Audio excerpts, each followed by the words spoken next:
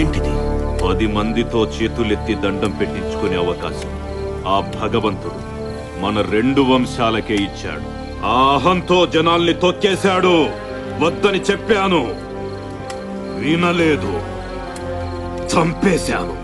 కూలి చేసుకునే జనం ప్రాణం కోసం నా బిడ్డనే చంపుతావా? తప్పు.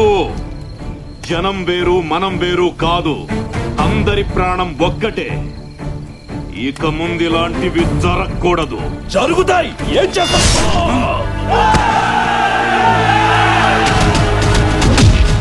ఆ రోజు మొదలైన వైరంతో బంధుత్వాలతో కలకలలాడే 2 సంస్థానాలు బద్ధ శత్రువులయ్యాయి. 2 వర్గాల గ్రామాల్లో దాడులు జరగని రోజు లేదు, శవం లేవని రోజూ లేదు. చట్టాలు మారాయి, తరాలు మారాయి. ఎన్ని మారినా అప్పటి వైరం మాత్రం కాష్టంలా కాలుతూనే ఉంది.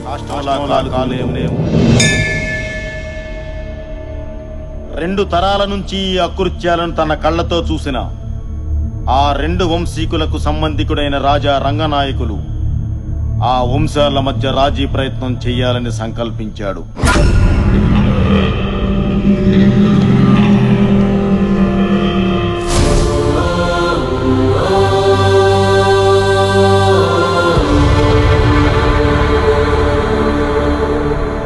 దయచేసి మీ ఇరు వంశాల వారు పెద్ద మనసు చేసుకుని ఆలోచించండి. ఎప్పుడో మీ మధ్య మొదలైన పగ ఇంకా రగులుతూనే ఉంది. ఇప్పటికే వేలాది ప్రాణాలు పోతున్నాయి కూడా. చుట్టుపక్కల 40 గ్రామాల్లోకి ఆడపిల్లనివ్వడానికే భయపడుతున్నారు. ఏ ఒక్కరూ మనశ్శాంతిగా బ్రతకడం లేదు. అయితే ఆహా, మీ పగలు ప్రతీకారాలు తీర్చుకోండి, కానీ అది ప్రతిరోజు కాదు. ప్రతి ఏటా నూర్పిళ్ళయ్యాక సంక్రాంతికి వచ్చే పల్లాలమ్మ జాతర జరిగే ఆ 2 రోజులు మీవే. పోలీసులు రారు, కేసులుండవు. ఎవరింటి ముందు చితిమంట రగులుతుందో, ఎవరింటి ముందు భోగిమంట మండుతుందో ఆ 2 రోజుల్లోనే తేల్చుకోండి. గెలిచిన వాళ్ళదే సంవత్సరం పాట ఆధిక్యత. మళ్లీ జాతర వచ్చేదాకా ఒకరినొకరు కవ్వించుకోవడం, దాడులు చేసుకోవడం జరగకూడదు. జనం మనశ్శాంతిగా బతకడానికి ఇది మంచి మార్గమే ఎంపీ గారు.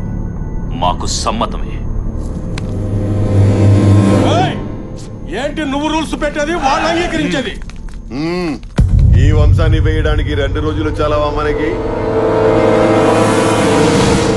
మాకు సమ్మతమే. జాతరకి 2 రోజుల ముందు 2 వర్గాల వారు ఇదే చోట తాంబూలాలు మార్చుకోండి. సమ్మతం లేని వాళ్ళు రానక్కర్లేదు. రాలేదు అంటే ఎదుటి వాళ్ళ ఆధిపత్యాన్ని ఒప్పుకున్నట్టే. మాటకు ప్రాణమిచ్చే మీ వంశాల మీద ఒట్టు. ఈ ఒప్పందాన్నెవరూ అతిక్రమించకూడదు.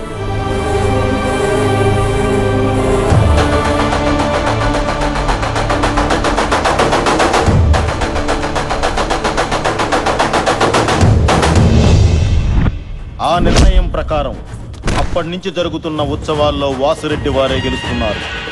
జనం ఆనందంగానే ఉన్నారు. కానీ ఆ వంశస్థులు ఒక్కొక్కరిగా నేలరాలి చివరిగా వాసిరెడ్డి వీరసింహుడు ఒక్కడే మిగిలాడు.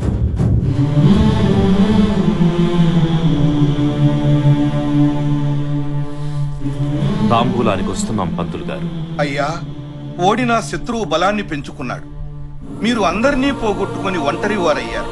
భగవంతుడు మీకు 3 ఆడపిల్లల్ని ఇచ్చాడే తప్ప ఇంటి వారసుని ఇవ్వలేదు. మీ తర్వాత ఈ జనాన్ని వాళ్ళు ఏం చేస్తారోనని భయం వేస్తుందయ్యా. అయ్యా, అమ్మగారు హాస్పిటల్లో ప్రసవించారు. ఇంటికి వారసుడు పుట్టాడయ్యా. దేవుడు కరుణించాడు. బిడ్డ మహత్జాతకుడవుతాడు.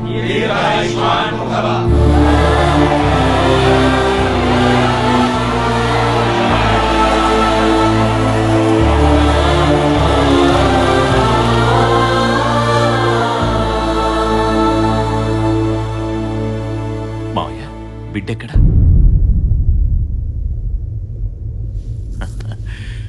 ప్రాణం లేకుండా పుట్టాడు.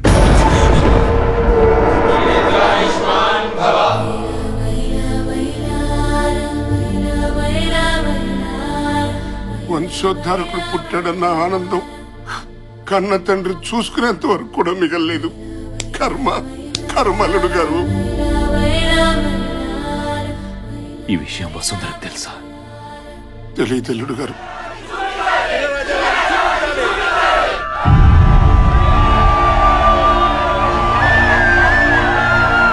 దేవుడిచ్చిన వారసుడు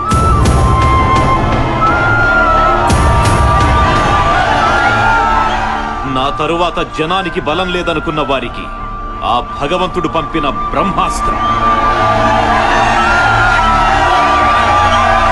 ఈ రోజు నుండి నాతో పాటు మీరు కూడా వీణ్ణి మర్చిపోవాలి. వీణ్ణి శత్రువు వెన్నులో చలి పుట్టించే ఆయుధంగా తయారు చేసి 25 ఏళ్ల తరువాత మీ ముందు గర్వంగా నిలబెడతాను. దానికి మీ ఆశీర్వాదం కావాలి.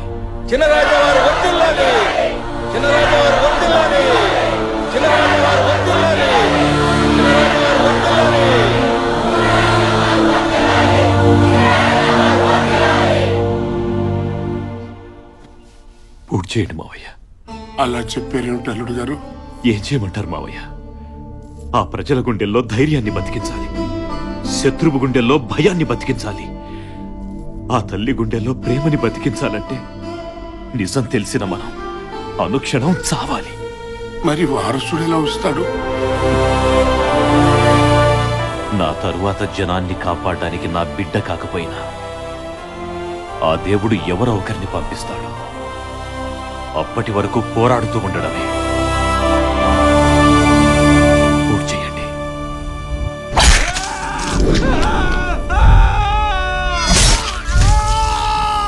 ఆ మనోవ్యతతో వెళ్ళిన ఆయన ఆ సంవత్సరం ఓడిపోయారు.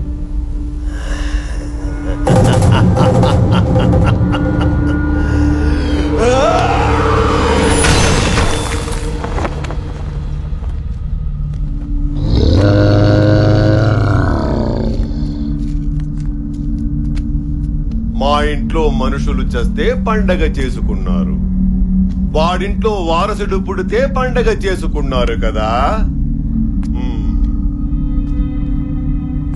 ఈ రోజు నుంచి ఈ ప్రాంతంలో ఎవరు మగబిడ్డని కనడానికి వీల్లేదు. పుడితే మాకే పుట్టాలి. 25 ఏళ్ల తర్వాత మీరు ఎదురు చూస్తున్న వారసుడు వస్తే వాడి వెనక నిలబడడానికి, చెత్త ఎత్తేయడానికి దిక్కుండకూడదు. కాదు కూడదని ఎవరైనా మగబిడ్డని కంటే చంపేయడమే. ఇక ఈ జెండా దించేవాడు గాని ఇంకో జెండా ఎగిరేసేవాడు గాని రాడు, రాలేడు, రానివ్వను.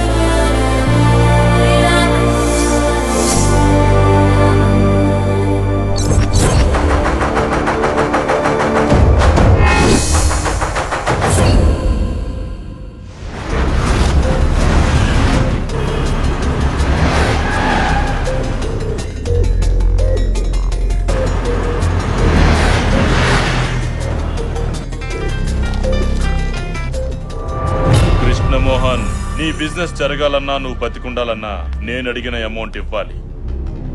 నా కెరీర్ లో ఫస్ట్ టైం 5 సార్లు ఫోన్ చేయించుకున్నాం. ఫస్ట్ టైం నేను నీకు 5 సార్లు ఆన్సర్ చేశాను. నీ డిమాండ్ కరెక్ట్ కాదు. ఇండస్ట్రీస్ట్ గా నేను ఎదగడం తప్పు కాదు. పెట్టే.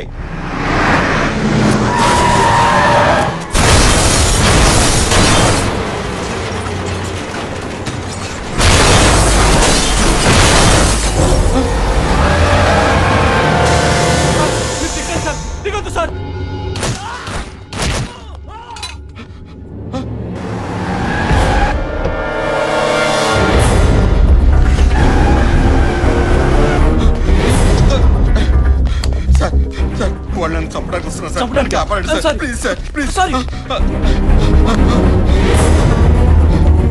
సార్ సార్ సార్ నన్ను కాపాడండి సార్ వాళ్ళని చంపడానికి వస్తున్నారు సార్. చంపితే చావు, మధ్యలో మమ్మల్ని చావమంటావా? అది కాదు సార్. అర్థం కదా? Hello, yes.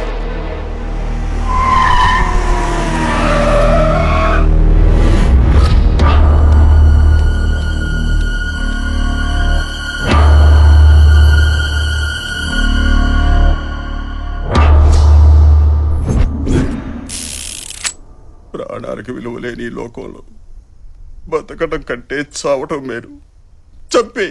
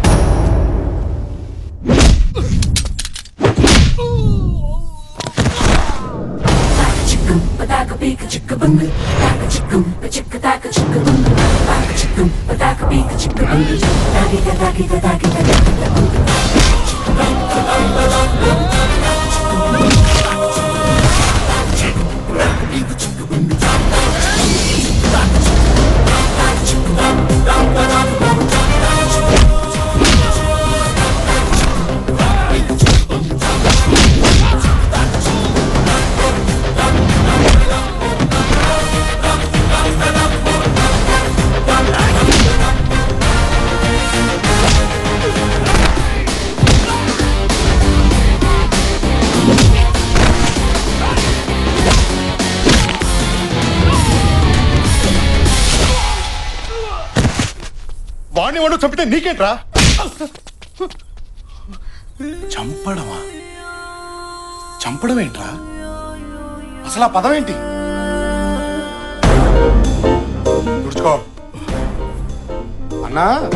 బేసిక్ డబ్బు అనేది తినటానికి ఉండటానికి పనికి రావాలి, చావడానికి చంపుకోవడానికి కాదు. మాట్లాడుతున్నా వినరే? ఈడెక్కడా? హలో, పని అయిపోయింది, ఇరిగిపోయింది. వీడికి బాగా అర్థమైంది. ఏం కాలేదు కదా సార్? నాకేం కాలేదు, థ్యాంక్స్ బాబు. ఎంత కమ్ముడు పొద్దండి? ఏమిటది? ఆ థ్యాంక్స్ అనే మాట మార్కెట్ లో ఎంత కమ్ముడు పొద్ది అని. అర్థమైంది. ఎంత కావాలి? ఇప్పుడు బై మిస్టేక్ మీరు పోయారే అనుకోండి సార్. పోయారే అనుకోండి, అంత్యక్రియలకి, పందిళ్ళకి, పంతులకి, పిండాలకి, వస్త్రదానం, గోదానం, భూదానం, అన్నదానం, ఆదానం, ఈదానం అని బోలెడు ఖర్చేది కదా సార్. ఇప్పుడు అదంతా మిగిలినట్టేగా.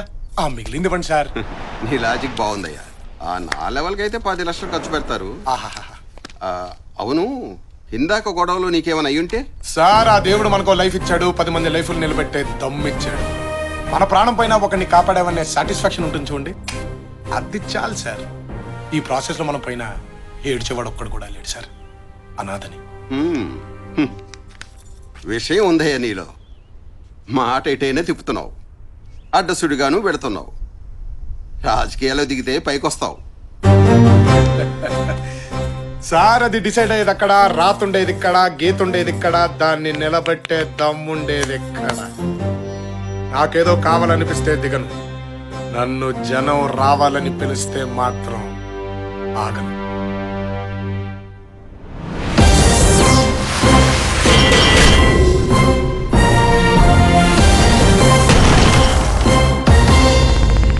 పార్టీయా? నువ్వా 2000 పైసా కొడతీవు కదరా? ఏం లేదురా, మినిమం బ్యాంక్ బ్యాలెన్స్ 50 లక్షలు దాటితే గానీ లవ్ లో దిగకూడదు అనుకున్నా. ఓహో, 60 లక్షలు అయితే గానీ పెళ్లి చేసుకోవద్దు అనుకున్నా. అలాంటిది ఇందాక రిస్క్ లో ఏకంగా 25 లక్షలు వచ్చేసిందిరా. Very good. దాంతో మన బ్యాంక్ బ్యాలెన్స్ 63 లక్షలకి వెళ్ళిపోయింది. మినిమం నెలకి 30,000 రూపాయలు వడ్డీ. దాంతో మా ఆవిడ బ్రహ్మాండంగా బతికేస్తుంది. కాబట్టి ఒక మంచి అమ్మాయిని వెతికి ఆ అమ్మాయినే లవ్ లో దించి పెళ్లి చేసుకుని ఆ అమ్మాయి ఇంటి పేరుతో హ్యాపీగా బతికేయాలన్నమాట. కాబట్టి అర్జెంట్గా ఒక అమ్మాయిని అమ్మని 63 లక్షలు ఓనర్నే గుద్దేస్తావరా? నీ డిక్కీకి ఇక బొక్కేరా. నువ్వు అయిపోయావు.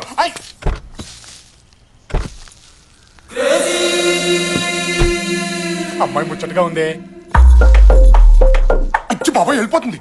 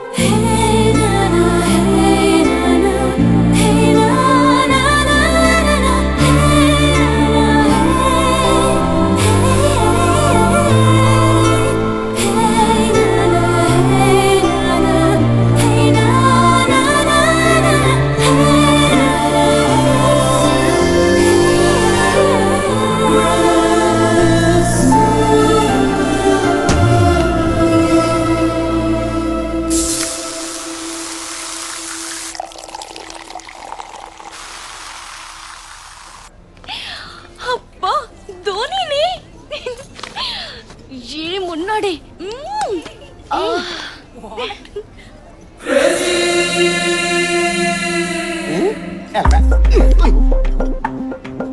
ఎవడే వీడు? నేను చూసి తెగ్గ ఫీల్ అవుతున్నాడు. నిన్న కార్తో చిన్న జర్క్ ఇచ్చా, 5 ఫ్లోర్లు పరిగెత్తాడు. వదిలేలా లేడు. ఏం చేద్దాం? ఏముంది, 4 సార్లు షాపింగ్ తీసుకెళ్ళి గీకిస్తే వేరే అమ్మాయితో కాదు కదా, ఆడు పెళ్ళంతో కూడా షాపింగ్ వెళ్ళాం. బావా, వాళ్ళు నిన్ను గోకే ప్రాసెస్ లో ఉన్నారు. ఉండడిపోద్ది. అక్కడ ఉన్నాడు చూడు అవతార్ గాడు, ఒకప్పుడు చామనసాయ రంగులో ఉండేవాడు. ఆయన్ని గోకి తెల్లగా చేశారు. ఇంపాసిబుల్. దేవుడు హుండీలో 70 లాక్కోగలుగుతారేమో గానీ మన అకౌంట్ లో క్యాష్ టచ్ కూడా చేయలేరు. అప్పుడియా? ఆమా. వాడి గురించి డిస్కషన్ ఏంటి? ఏ ఇట్రా. నన్నా అండి? నిన్నుగాక నీ పక్కన నాకు తొట్టం గాడినా? You mean తొట్టం? ఏంటంటే పిలిచారు? ఏంటి, ఆడపిల్లలు కనిపెడితే వదిలిపెట్టవా? మాదే ఉందమ్మా. అమ్మాయి ఎలా ఉంది, జుట్టు ఎలా ఉంది, ఏ కలర్ లిప్స్టిక్ వేసుకుంది, ఏ బట్టలు వేసుకుంది, పైనుంచి కింది దాకా ఎలా ఉంది, ఎంతవరకేనమ్మా. అదే మీరైతేనా Dhoni's hair so nice, Dhoni's eyes so cute, Dhoni's body so hot అని మొత్తం బాడీని స్కాన్ చేయట్లేదు. ఏంటి నీ ప్రాబ్లం? ఒక్కసారి గుద్దితే వెంటబడతావా? నువ్వు గుద్దింది ఒకేసారేనమ్మా, కానీ అది ఇక్కడ కలుక్కుమంది. ఇదేమో ఎప్పుడు వెళ్ళిపోద్దని టెన్షన్ గా ఉంది. ఏ పిచ్చి పిచ్చిగా ఉందా? పిచ్చి అస్సలు ఎంకరేజ్ చేయరే. ఇప్పుడు ఇక్కడ నీతో పాటు 4 ఉన్నారు. పొంది నొరేద్దాం. మిగతా 3 నీలాగే బానే ఉన్నారుగా. వాళ్ళని చూసి కలుక్కుమనంది, నిన్ను చూసి ఎందుకంది అర్థం చేసుకోమ్మా. Shut up. నా వెంట పడితే ఏసేస్తా. ఏసేస్తావా?